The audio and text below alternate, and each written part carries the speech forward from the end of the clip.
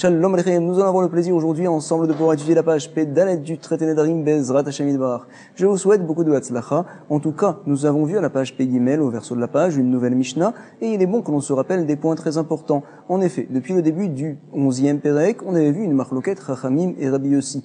Deux opinions. La Torah nous a dit en effet, la anot nafesh, à savoir tout vœu qui fait souffrir madame lorsqu'elle le fait, le mari a la possibilité, Beyom Shomro, le jour où il entend le vœu, de pouvoir l'annuler. Chachamim nous disent, tu sais, dès que ça l'a fait apparemment un petit peu souffrir, alors on considère que le mari a en effet la possibilité d'annuler le vœu. C'est vrai, Rabbi Yossi, lui, n'est pas d'accord. Il faut que ça soit une grande souffrance pour madame, pour que le mari puisse annuler le vœu. Par exemple, si jamais, nous dit Rabbi Yossi, madame vient à s'interdire les fruits du monde, elle ne peut pas vivre avec une telle chose, c'est la raison pour laquelle monsieur pourra annuler le vœu. Ou sinon, Chachamim nous disent, tu sais, si jamais elle s'interdit d'aller dans les bains publics, ou de se maquiller, de s'arranger, alors on considérera que le mari peut annuler le vœu, c'est une souffrance pour madame. C'est vrai, Rabbi Yossi pense que ce n'est pas une souffrance assez grande pour que le mari puisse annuler le vœu en tant que Inouï Nefesh. Premier point très important. La Gemara par la suite nous avait rapporté, tu sais, du fait qu'il soit marqué dans la Torah Ben Av Lebito ou Ben Ish Neishto, on apprend donc de ce passou qui est apparemment en plus un nouveau principe,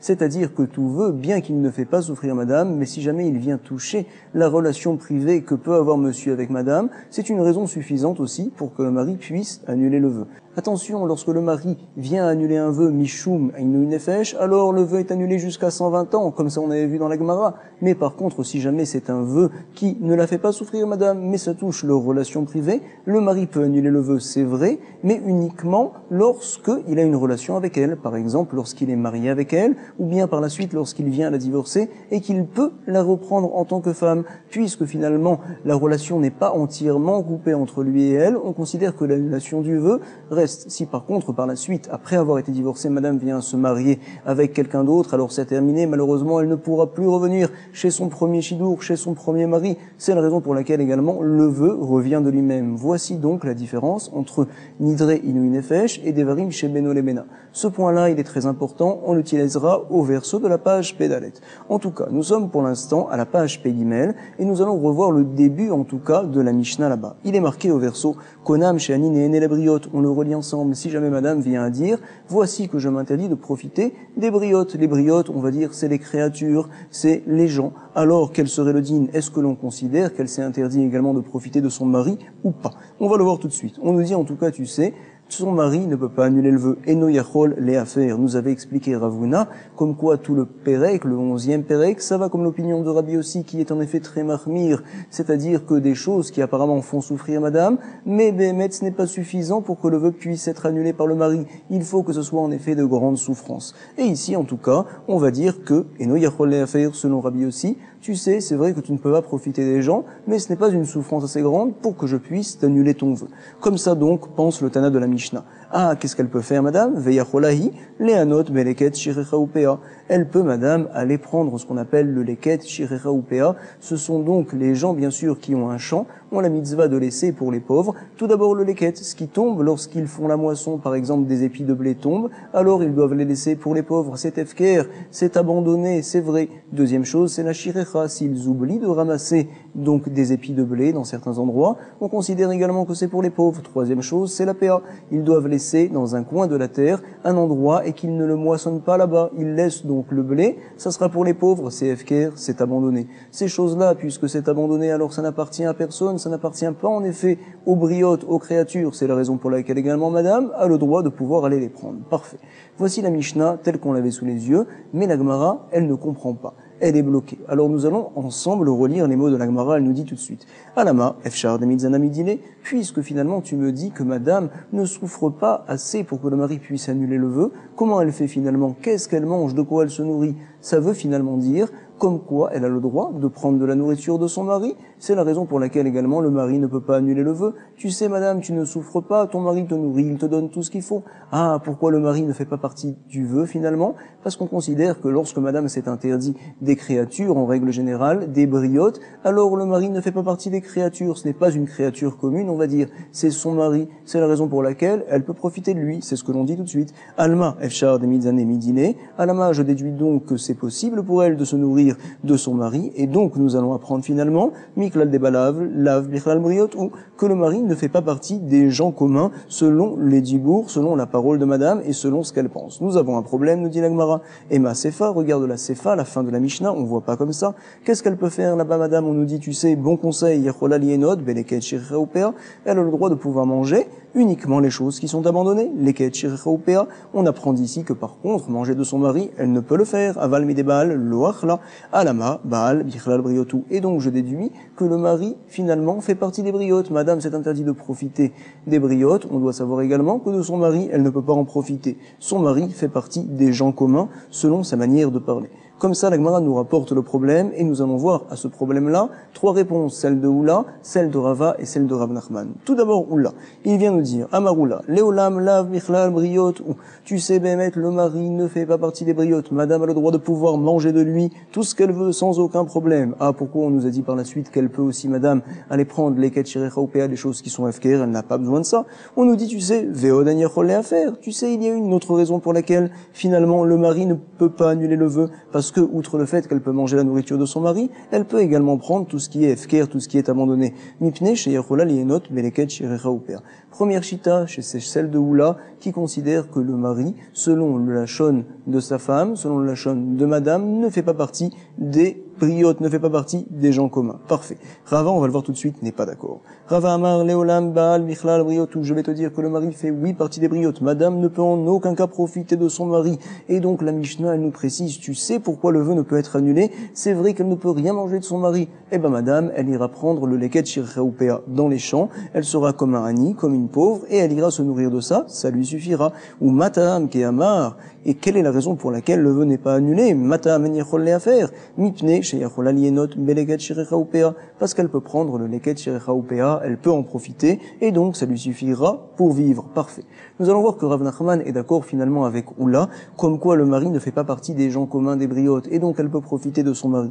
Par contre, la Mishnah, il va l'expliquer un petit peu différemment. Rav Nachman amar leolam ba'alav bichlal briotu, ve'achiktane. Ainsi, il est enseigné dans la Mishnah. À savoir, Nidgarsha, Yechola Lienot, Beleket Shirechaopéa. Behemet, tant qu'elle est mariée avec lui, elle peut manger de la nourriture de son mari sans aucun problème. Et si jamais par la suite elle vient à être divorcée, son mari, bien qu'au départ, ne faisant pas partir des créatures commune, c'est vrai, mais par la suite, quand il vient la divorcer, alors il redeviendra comme tout le monde et finalement elle n'aura pas le droit de profiter de lui au même titre qu'elle ne peut profiter des autres personnes.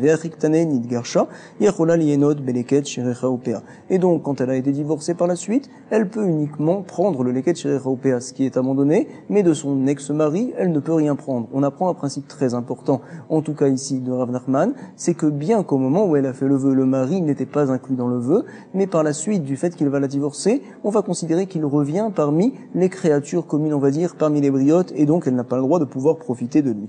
Parfait. Voici donc l'opinion de Rav Nachman, et justement celle de Rava. La Gemara va nous dire, tu sais, y tirer Rava et Rav Nachman. Rava va apporter une kushia, un problème, un enseignement qui va contre l'opinion de Rav Nachman. Il va donc essayer pour l'instant de lui prouver que le mari fait oui partie des briotes, il fait oui partie des gens communs, selon la parole de madame, selon sa manière de faire des vœux.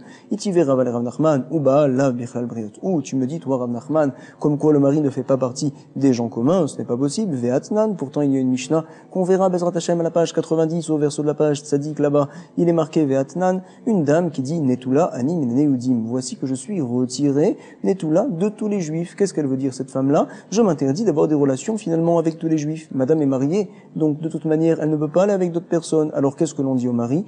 Yafer Chelko. Tu sais, le mari a le droit de pouvoir annuler sa part dans le vœu. C'est-à-dire que, madame, tu ne peux pas aller avec tous les autres hommes, avec tous les autres juifs, c'est vrai, mais avec moi, c'est vrai que tu as fait le vœu également, mais j'annule ma part. Donc, Behemet, tu peux aller désormais avec moi. Vetae, Mesha Meshato. Elle pourra aller avec lui, et par contre, Vetae, Netula Mina Yudim, s'il vient la divorcer par exemple, elle n'aura pas le droit par la suite d'aller avec les autres juifs. Elle est retirée d'eux. Comme ça, donc, il est marqué là-bas dans la Mishnah. Encore une fois, il est bon qu'on le reprenne. Si jamais, Netula Nimina Yudim, une dame vient à dire, je m'interdis d'avoir des relations avec les juifs. Elle est mariée, tout va bien, alors elle s'est interdit également son mari, comme ça nous comprenons ici, et son mari peut annuler sa part dans le vœu, c'est vrai, et donc il peut aller avec elle. Mais par contre, par la suite, s'il vient la divorcer, on dira, madame, tu ne peux aller avec personne. En tout cas, qu'est-ce que l'on déduit d'ici, nous dit la Gemara?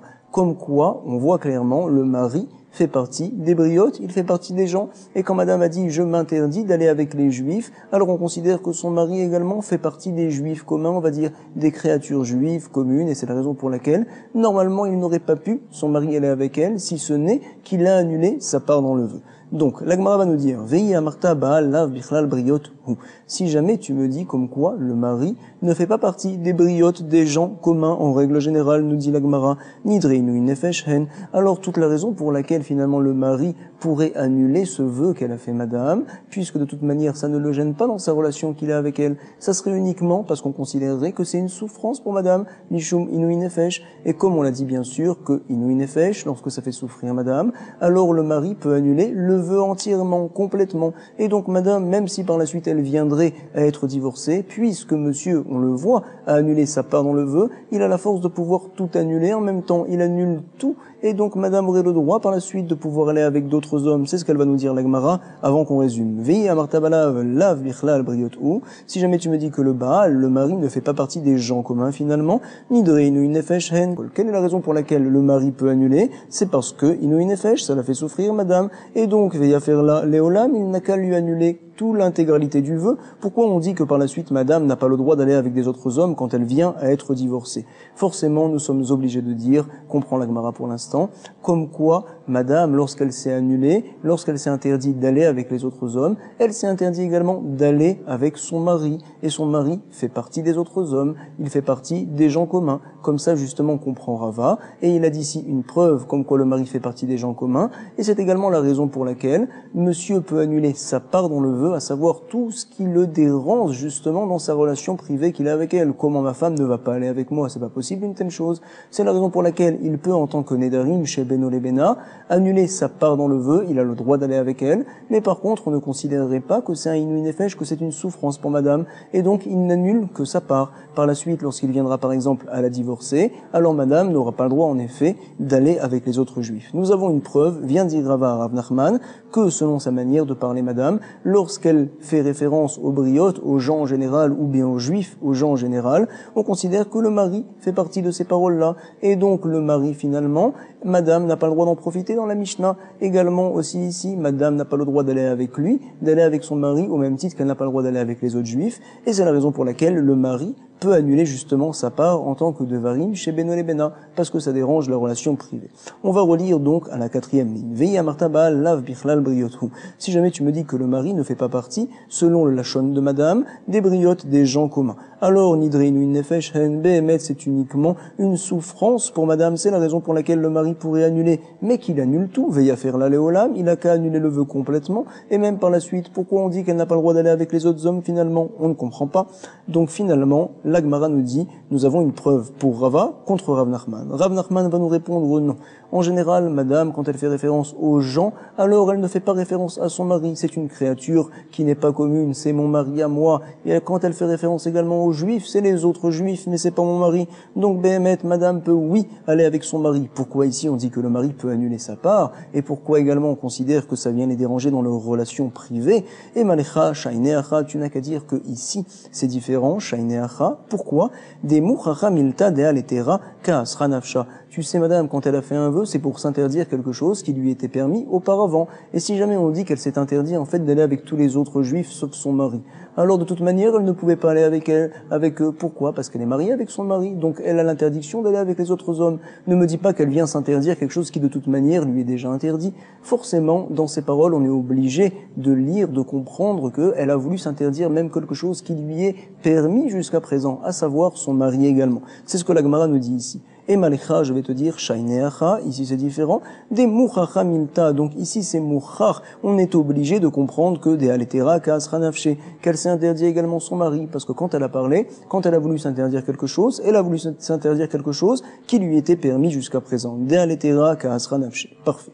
Nous sommes aux 2 points, et maintenant nous allons attaquer la suite de la Mishnah qui va nous déranger également. En tout cas, pour l'instant, comment nous comprenons, il y a une marloquette entre Oula Rav Nachman d'un côté et Rava de l'autre. Oula Rav Nachman, ils viennent à penser les deux que lorsque madame s'interdit de profiter des gens en règle générale, alors elle s'interdit de profiter de tous les gens. C'est vrai, mais pas de son mari. Son mari, c'est pas une créature commune. Parfait. Rava n'est pas d'accord quand elle s'interdit de profiter des gens, elle s'interdit également de profiter de son mari. C'est la raison pour laquelle madame sera obligée d'aller dans les champs et elle ne pourra se nourrir que de leket, shirecha ou péa. Parfait.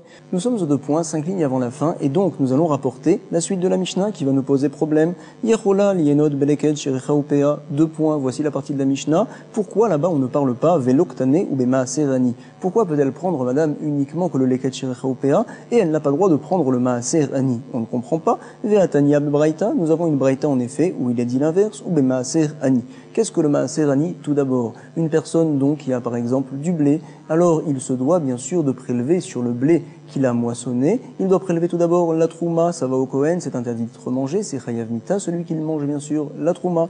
Il y a également le maaser rishon, toutes les années il doit donner ce maaser rishon là, bien sûr au Lévi, et le Lévi lui-même prélèvera une partie du maaser rishon qui s'appelle la troumat maaser. Cette chose-là on n'a pas le droit de la manger, il se devra de la donner également au Kohen. Donc encore une fois, on a la trouma et la troumat maaser qui sont interdits d'être mangés à tout le monde si ce n'est les Kohen, et on a le maaser rishon, c'est un bien qui appartient justement au Lévi. Béhémet, il a le droit d'en donner à ses amis sans aucun problème. C'est environ, on va dire, un dixième de la récolte de la personne. En tout cas, on a parlé pour l'instant de la trouma, du maaser rishon, de la troumat maaser. Tout dépend des années par la suite. On sait qu'il y a des périodes de 7 ans, la Shemitah, et donc justement, on apprend que la première, la deuxième, la quatrième et la 5e année de la Shemitah, on se doit de prélever ce qu'on appelle le maaser sheni, c'est-à-dire que on prendra des fruits, on les montera à Jérusalem et on les mangera là-bas. Ou bien, si jamais on ne peut pas les manger, on fera ce qu'on appelle un pidion, on les rachètera sur de l'argent et l'argent on ira à Jérusalem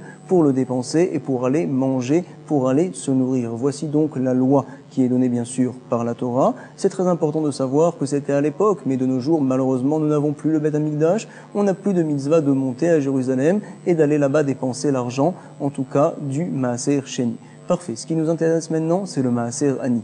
La 3e et la 6e année de la Shemitah, alors à la place du maaser sheni, on se devra de laisser ce qu'on appelle le maaser ani, à savoir je vais laisser par exemple des épis de blé pour les pauvres, ils viendront les prendre dans la grange et donc Béhémet, ça leur appartiendra. Finalement, nous dit la Gemara, pourquoi on a dit que madame, lorsqu'elle a fait un tel vœu, elle a le droit de prendre de la nourriture qui est abandonnée, qui est efker, qui n'appartient en effet à personne, à aucune bria, c'est-à-dire le leket, shirera ou péa? Je ne comprends pas. Il y a également, apparemment, le maaser ani. Cette chose-là, ça n'appartiendrait normalement à personne. Et tu sais quoi? Nous avons une braïta, en effet, qui nous dit qu'elle a le droit de pouvoir prendre le maaser ani. Bien sûr, celui qui a son champ, il a son blé, alors il rend efker, il abandonne justement le maaser ani. Ça ne lui appartient plus désormais. Ça devrait être shayar pour madame, elle aurait la possibilité de le prendre, on ne comprend pas. Veloktane ou bemaaser ani, nous demande la Gemara, veatania, pourtant j'ai une braïta, bebraïta ou bemaaser ani, on nous dit là-bas clairement que le maaser ani, madame a oui le droit de pouvoir en profiter, c'est une chose qui est complètement abandonnée, comme le leket, shirecha ou péa. Voici la question de la Gemara, et sur ce nous allons voir la réponse de Rav Yosef. Amar Rav Yosef, l'okashia, la metkouf, ça veut dire l'okashia, je n'ai pas de problème. Pourquoi? C'est en effet une marloquette entre Rabbi Eliezer et Chachamim. Donc si on a une braïta qui va à l'encontre de notre Mishnah, on sait finalement que c'est l'opinion de Rabbi Eliezer et l'opinion de Chachamim qui ne sont pas d'accord à Rabbi Eliezer, à Rabbanan Detnan. On va voir tout de suite une Mishnah très importante et on se doit de connaître d'abord un principe très important qui s'appelle Tovat Anaa, à savoir si jamais donc j'ai, on va dire, un maaser, quelque chose, cette chose-là, je ne peux pas en profiter, c'est un maaser ani, ça va pour les pauvres, c'est vrai, ça ne m'appartient pas. Mais si jamais j'ai le droit de décider à qui ça va aller, cette chose-là, alors on considère que finalement, c'est encore un petit peu à moi, ça m'appartient un petit peu. C'est vrai que je ne peux pas en profiter, mais j'ai le droit de décider à qui je vais le donner. C'est ce qu'on appelle Tovat Anaa. On aurait du mal à traduire ça en français, Tovat Anaa, c'est-à-dire donc que c'est le profit de pouvoir décider chez qui ça va aller. Cette chose-là, ça vaut donc une certaine somme, on va dire.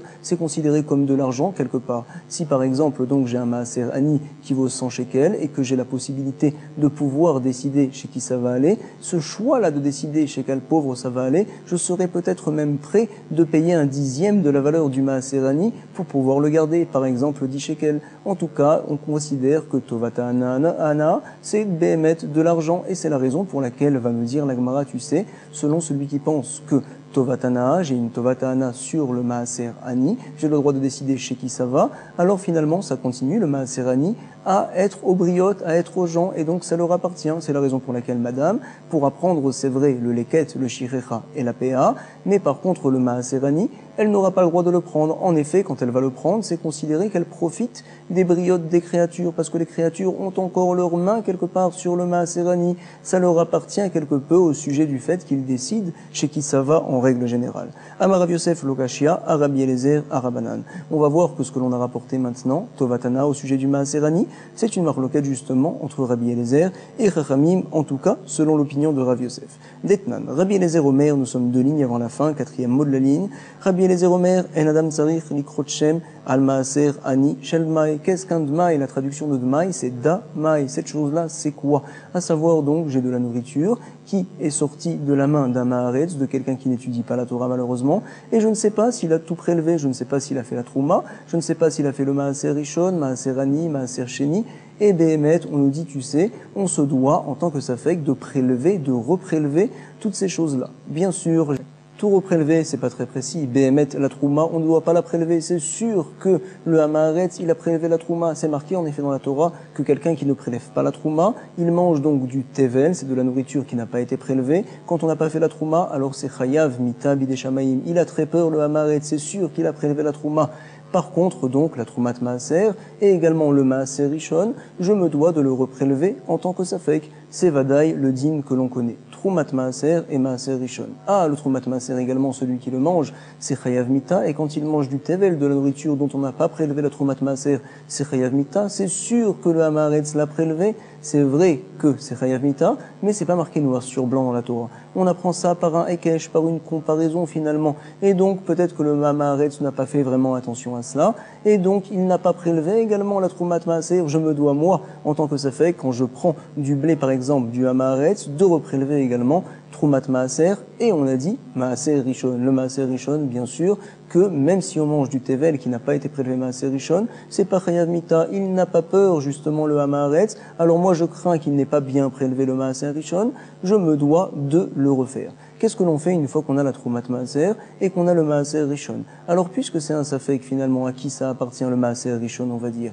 est-ce que ça va au Lévi ou pas? Si jamais le Hamaretz avait déjà prélevé le Maaser Rishon, alors finalement je ne dois rien à mon ami Lévi. Si jamais uniquement il ne l'avait pas prélevé le Maaser Rishon, là je dois à mon avis. On a un principe très important qui s'appelle Amotzi Mechavero Alavaraya, à savoir quand il y a une chose, je ne sais pas si je dois la donner à mon ami ou pas, alors tu sais, mon ami il devra apporter une preuve pour me la retirer. Amotzi Mechavero, celui qui veut sortir de son ami, Alav, la Viréaya, c'est à lui d'apporter une preuve. C'est la raison pour laquelle, monsieur Lévi, tu veux donc le blé que j'ai entre les mains, tu penses que c'est un vrai Maaser Rishon, que le Hamaretz n'avait pas prélevé au départ, apporte une preuve et là je pourrais te le donner. Ou sinon, on considère que non.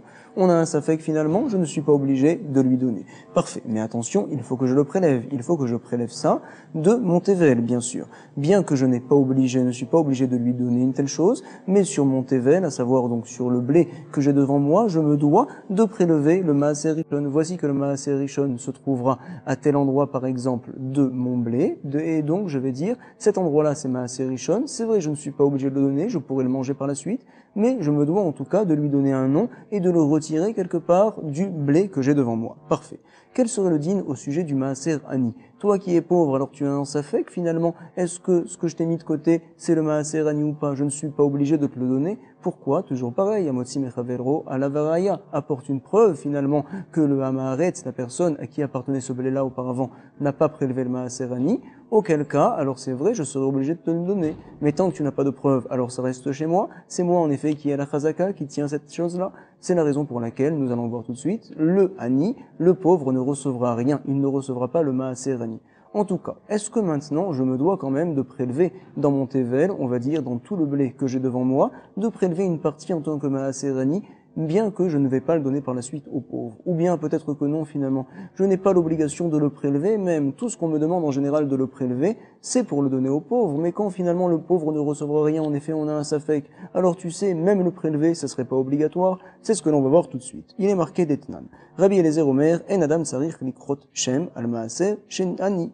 Vient dire Rabbi Eliezer, tu sais, quand tu as un cri, c'est-à-dire que tu as du blé devant toi, et que tu n'es pas obligé de donner aux pauvres, le maaser ani, alors tu n'es même pas obligé de le retirer également, justement, de ton cri, à savoir de ton blé. On ne considère pas que c'est du tevel, que c'est interdit ce que tu vas manger. Ce que tu vas manger, c'est tout à fait permis. Tout ce qu'on t'avait demandé, c'est de retirer le maaser ani pour le donner aux pauvres, mais quand tu n'as pas de mitzvah de le donner, alors également, je vais te dire que tu n'es même pas obligé de le retirer du cri, de le retirer du tas de blé. Comme ça vient dire Rabbi Eliezer. Rabbi Eliezer Omer, En Adam Tsarich Likrot Shem, Al Maaser Ani Shel Dmai. Un homme n'est pas obligé de donner un nom, à savoir de mettre de côté ce qu'on appelle le Maaser Ani, de la nourriture qui est Dmai, qui est un safek. Est-ce que justement le Hamaretz auparavant l'avait prélevé ou pas? C'est l'opinion de Rabbi Eliezer, et Chachamim n'est pas d'accord. Et par la suite, nous verrons que tout cela dépend justement du principe de Tovat Hanaa dont on avait parlé. À savoir, et les Chachamim ne sont pas d'accord avec une telle chose. Nous sommes au verso de la page, à la première ligne. Chachamim nous disent, tu sais, Korechem, c'est vrai que je n'ai pas donné ce Maaser Ani là aux pauvres. Pourquoi? Parce que c'est un safek. Mais en tout cas, je me dois de dire, voilà, sur le cri, sur le tas de blé que j'ai devant moi, à tel endroit se trouve le Maaser Ani. J'ai donné un nom. Et par la suite, je ne suis pas obligé de le prélever parce qu'en effet, je n'ai pas la mitzvah de donner aux pauvres. Parfait. Vechachami omrim korechem ven sarir le afrish. Donc pour l'instant, nous allons résumer la marloquette Rabbi Eliezer et Chachamim et on comprendra en quoi tout cela nous intéresse dans notre sougia à nous au sujet des vœux. Tout d'abord, Rabbi Eliezer pense comme quoi, Vadaï, lorsque j'ai du blé qui n'a pas été prélevé, je me dois de prélever le maaser ani et de le donner aux pauvres. Si par contre j'ai du blé devant moi et je suis en safek, est-ce qu'auparavant il a déjà été prélevé, il provient d'un maaretz, alors je n'ai pas l'obligation de ne serait-ce que donner un shem, d'appeler le maaser ani. Je peux manger le tevel, à savoir ce qui est devant moi, le tas de blé, sans aucun problème, il n'y a pas de issour. Parce que la Torah, tout ce qu'elle t'a demandé, c'est justement de donner un nom au maaser ani, de le prélever pour le donner par la suite aux pauvres. Mais quand tu n'as pas la mitzvah de lui donner, tu n'as pas non plus d'obligation de donner un nom et d'appeler et de prélever le maaser ani. Tu le laisses dans ton tas, tu mangeras le tas, il n'y a aucun problème. Chachamim ne sont pas d'accord. Behemet, c'est oui du tevel, c'est interdit d'être mangé tant que tu n'as pas dit voici que dans mon cri, dans mon tas, se trouve par exemple de tel côté le maaser ani. Une fois que tu as fait une telle chose, t'es pas obligé de le prélever, encore moins de le donner aux pauvres, mais en tout cas, tu te dois de lui donner un nom. En quoi cette chose-là va nous intéresser par la suite, vous allez le voir tout de suite. Nous dit la Gemara, Maï lav, n'est-ce pas que finalement, la marloquette Rabbi Eliezer et Rabbanan, ça va être une marloquette. Est-ce que, justement, Tovat Hanaa, il y a une Tovat Hanaa ou il n'y a pas? À savoir, Maïlav, les mandé amar, sfeko tovel, que ça va, iple Tovat Hanaa, vekivan de iple Tovat Hanaa, lo mehane. Donc celui qui va nous dire que sfeko tovel, à savoir que lorsqu'on est en safek, on se doit de donner un nom, de nommer dans le coin du blé qu'on a devant soi le maaser ani, parce qu'il pense que tant que je ne l'ai pas fait, alors tovel, ça reste du tevel. Et celui qui pense que ça reste du tevel tant que je n'ai pas nommé la chose, il va nous dire que cette chose-là, à savoir le maaser ani, il y a une Tovat Hanaa. En effet, on apprend ça d'un passouk que nous rapporte le Ran, donc on va le lire, il est marqué en tout cas dans la Torah, Velo yechalelu et koche beni Israël et asher yarimu, à savoir que le Ham Israël n'auront pas le droit d'être mechalel, les koche beni Israël, les choses qui sont saintes pour les enfants d'Israël, et asher yarimu. Ils se devront justement d'être mérim, de prélever. Ils se devront également de prélever, nous dit le Ran, de donner. Par la suite, on apprend de ce passouk-là que toute chose que je me dois de donner, et donc je ne l'abandonne pas, je le donne spécialement à la personne, par exemple aux pauvres, alors on va dire que cette chose-là, puisque je me dois de la donner, tant que je ne l'ai pas prélevé, tant que je ne lui ai pas donné un nom, alors on considère que lo yechalelu, la nourriture que j'ai devant moi, c'est du tevel, je n'ai pas le droit d'en profiter. On apprend du passouk que dès qu'il y a une Tovat Hanaa sur, justement, par exemple, le maaser ani, on dira également que tant que je n'ai pas donné un nom au maaser ani pour le retirer quelque part du cri du tas, alors on dira, tu sais, tout est interdit, c'est du tevel. L'un dépend de l'autre, on le voit clairement. Et donc, la Gemara va nous dire, maïlav, n'est-ce pas que les mandé amar sfeko tovel, celui qui pense que lorsqu'on a un safek, quand même tovel, la nourriture que j'ai devant moi, elle est interdite, tant que je n'ai pas nommé le maaser ani. Qu'est-ce qu'il pense? Que ça va? Il paie tovatana. Il pense finalement que le maaser ani, j'ai une tovatana, je peux décider chez qui ça va. C'est la raison pour laquelle je me dois de lui donner un nom, et tant que je ne l'ai pas fait, la nourriture est interdite. Qui c'est qui penserait une telle chose? C'est Chachamim. Maïlav, n'est-ce pas que les man de Amar sfekotovel, celui qui tient que lorsque l'on est en safek, c'est justement du tevel, c'est pas mangeable. Kesavar, itle tovatana, on pense que Behemet, il y a une tovatana sur le maaserani. Vekivan de itle tovatana, et puisque finalement j'ai une tovatana sur cette nourriture-là, lo me hane.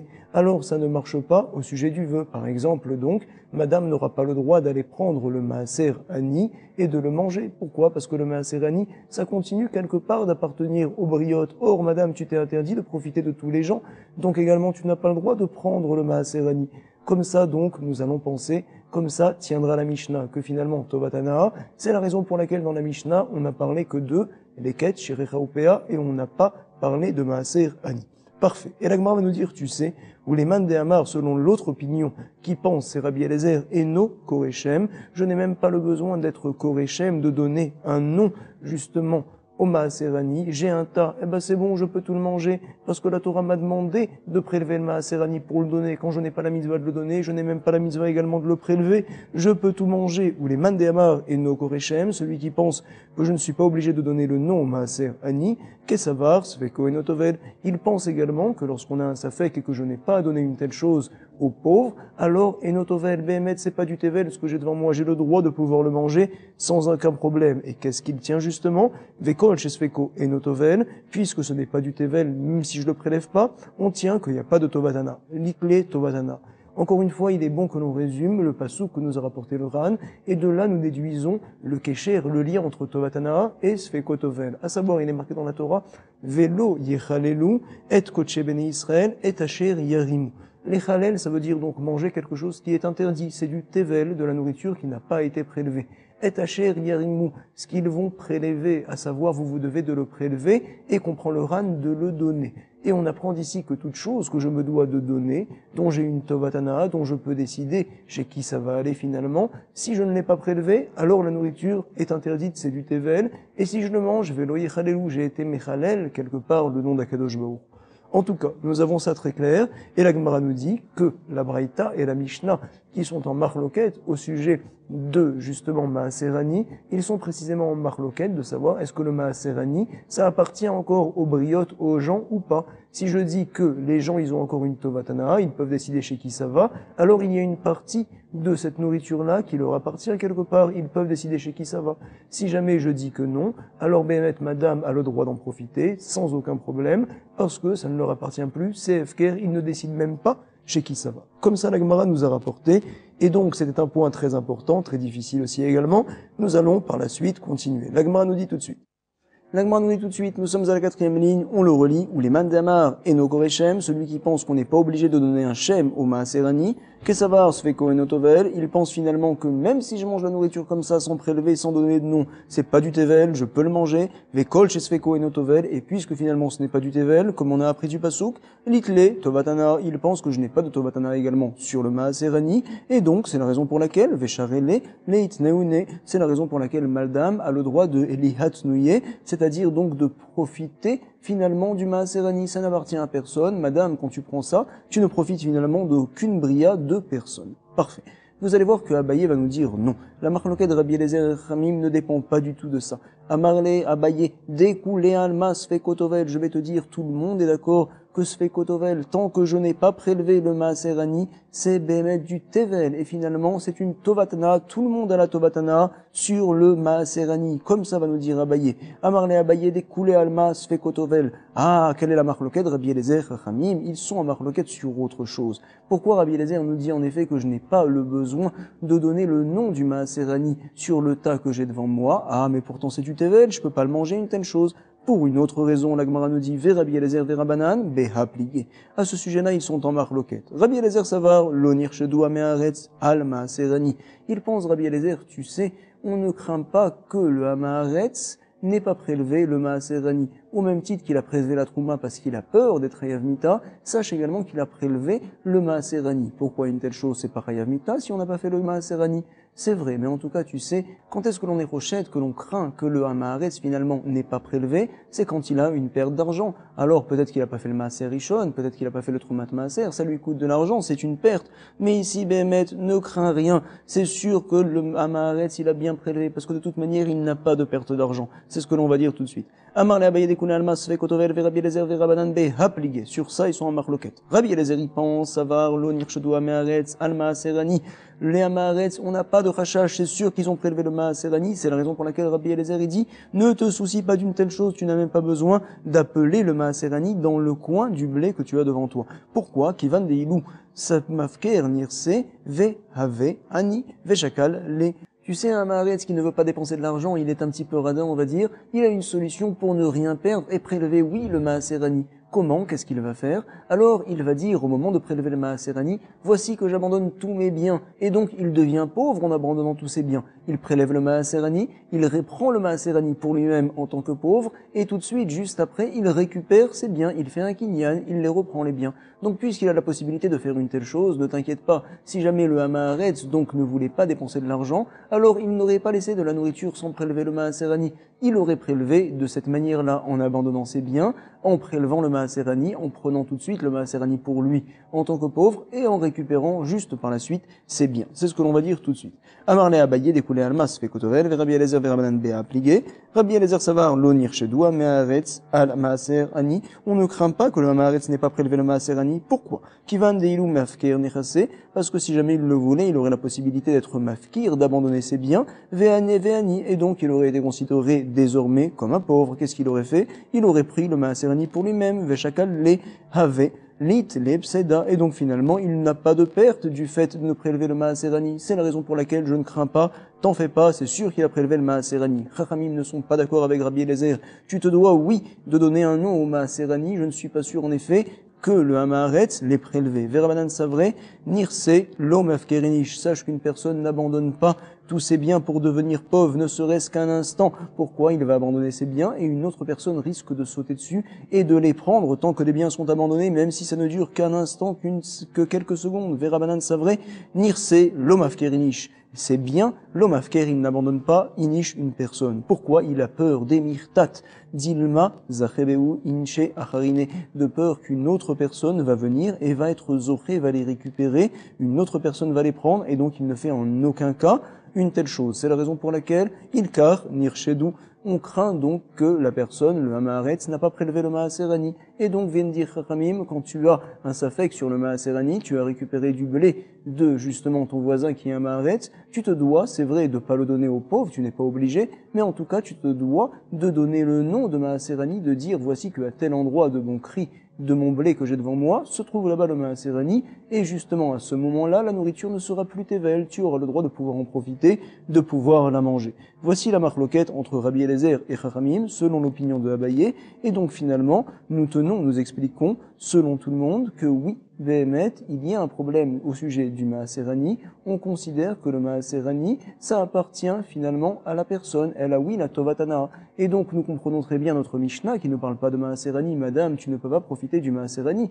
Uniquement les ketcherecha upea. Par contre, le maaser ani, ça continuerait à appartenir aux gens, aux personnes, aux briotes, et toi, tu n'as pas le droit de profiter d'eux. C'est la raison pour laquelle on ne te permet pas de le prendre. Parfait. Comment va-t-on, selon Abaye, comprendre l'autre braïta dans la Gemara qui nous disait, tu sais, madame a le droit, oui, de pouvoir prendre le maaser ani. Alors ça, Abaye n'a toujours pas répondu à la question. Et nous allons voir que Rava va lui, oui, y répondre. On y est tout de suite. Rava Omer, kan be maaser ani, amitralek betor habayit, dek tivabeu netina. Ve natata, la levi, la guerre, la yatom, ve la almana, c'est la suite du pasouk. Quand il y a un petit rond, c'est qu'on se réfère, on rapporte un pasouk.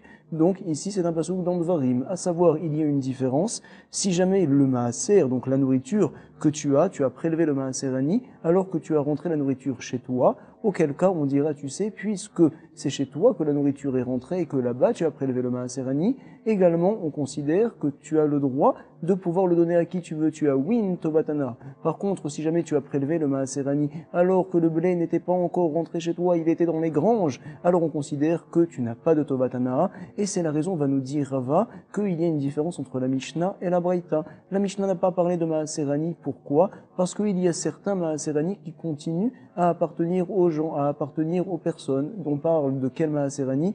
Du maaserani qui a été prélevé quand tu es à la maison. Et on va apprendre du pasouk. C'est la raison pour laquelle on ne parle pas de maaserani. Certains maaserani, madame n'a pas le droit d'en profiter. Parfait.